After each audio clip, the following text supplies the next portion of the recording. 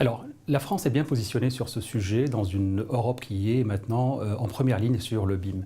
Il faut savoir qu'il y a énormément de stratégies gouvernementales qui ont été lancées en Europe et ça donne une dynamique extrêmement intéressante au niveau européen et au niveau mondial. Il faut savoir que l'Europe aussi est maintenant devenue quelque part le centre de gravité du BIM mondial.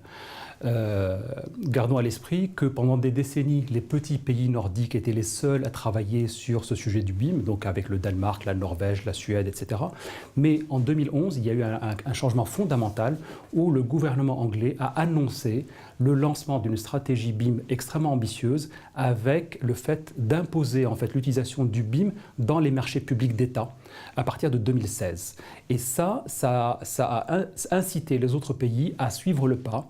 Et dans la foulée, effectivement, donc la France et l'Allemagne ont lancé en 2014 des stratégies gouvernementales, respectivement dans le cadre du plan de transition numérique du bâtiment et dans le plan allemand qui s'appelle Plan and Bauen 4.0. Ça donne une dynamique qui est extrêmement intéressante, dans laquelle, comme je disais, donc la France est très bien positionnée.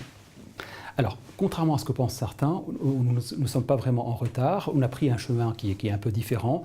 Les Anglais sont partis sur un standard qui est très simple, qui s'appelle COBie, et qui permet d'avoir une démarche extrêmement pragmatique.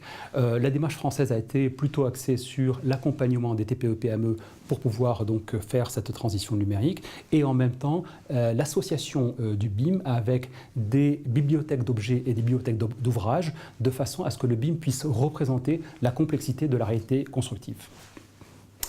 Le modèle anglo-saxon est basé sur une approche qui est plutôt axée sur l'ingénierie intégrée. Il faut savoir que cette thématique BIM en Angleterre est loin d'être uniquement un sujet technique. La stratégie anglaise autour du BIM vise à prendre des parts de marché à l'international. Ça, c'est affiché clairement. Donc il s'agit essentiellement de mettre en œuvre un certain nombre de choses, une stratégie gouvernementale avec des moyens, une série de normes anglaises, et un lobbying extrêmement efficace qui est fait sur les différents pays à l'international et en particulier les pays émergents.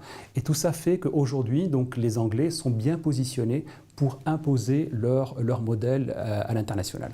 Néanmoins, en France, on a pris des mesures pour pouvoir protéger les spécificités du secteur de la construction français et en particulier de faire en sorte que la place des TPE-PME soit préservée et que cette approche de l'ingénierie intégrée ne soit pas imposée.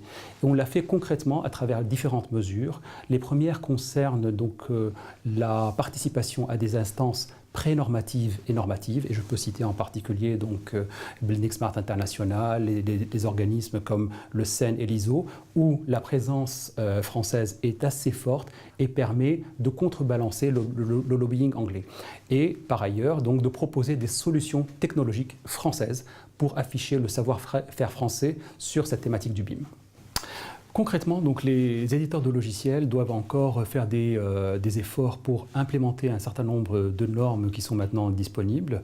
On a besoin de les accompagner dans cette dynamique. Néanmoins, il faut garder à l'esprit que le BIM, ce n'est pas uniquement utiliser un logiciel, c'est vraiment un changement dans la façon avec laquelle on gère l'information. Et il faut faire attention à ce message qu'on entend parfois, qui consiste à dire le BIM c'est facile, achetez mon logiciel et c'est réglé. Ce n'est pas vrai. Il s'agit d'un vrai changement dans les pratiques professionnelles qui doit être accompagné par des mesures, comme je disais, techniques, économiques et d'accompagnement de la montée en compétences.